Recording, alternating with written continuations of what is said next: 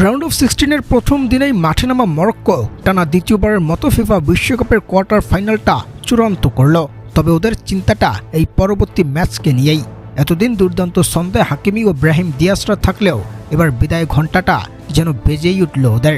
গত আসরে যে ফ্রান্সের কাছে 2-0 ব্যবধানে হেরে টুর্নামেন্টটাকে বিদায় জানিয়েছিল মরক্কো, এবারের আসরে ওরা মুখোমুখি সেই ফরাসিদের বিপক্ষে, সেটিও কোয়ার্টার ফাইনালের মঞ্চেই।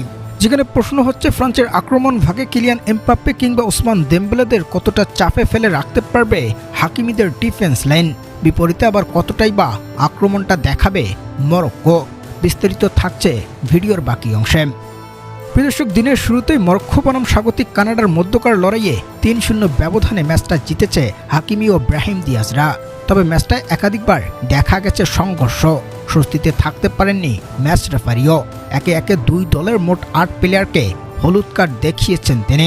তবে শেষ পর্যন্ত স্বাগতিক কানাডাকে কাঁদিয়ে রাউন্ড অফ 16-এ নিজেদের জায়গাটা চূড়ান্ত করে নিয়েছে মরক্কো। অন্যদিকে ফ্রান্স বনাম প্যারাগুয়ের মধ্যকার ম্যাচে দেখা গেছে সেই একই ঘটনা। দুই দলের ফাউলের সংখ্যা মোটে 23টে, যেখানে 3টি হলুদ কার্ড হজম করেছে ফ্রান্সের প্লেয়াররা।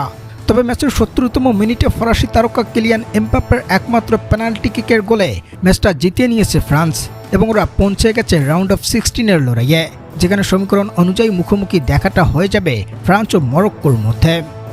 পরিসংখ্যান বলছে সবশেষ 5 ম্যাচের কোনোটাতেই হারেনি ফরাসিরা। তবে শেষ 5 ম্যাচের একটিতে ড্র করার রেকর্ড রয়েছে মরক্কোর তালিকায়। যেখানে সবশেষ ফ্রান্স ও মরক্কোর মুখোমুখি দেখায় 2-0 ব্যবধানে ম্যাচটা জিতেছিল ফ্রান্স, সেটা ছিল 2022 কাতার বিশ্বকাপের সেমিফাইনালের মঞ্চে। সব মিলিয়ে কোয়ার্টারের এই লড়াইটা হবে হার না মানা একেবারেই শ্বাসরুদ্ধকর ও রোমাঞ্চে ভরা এক লড়াই। দর্শক, আপনার মতে এখান থেকে কোন দলটা উঠে যাবে সেমিফাইনালের মঞ্চে? জানাতে ভুলবেন না আমাদের কমেন্ট সেকশনে।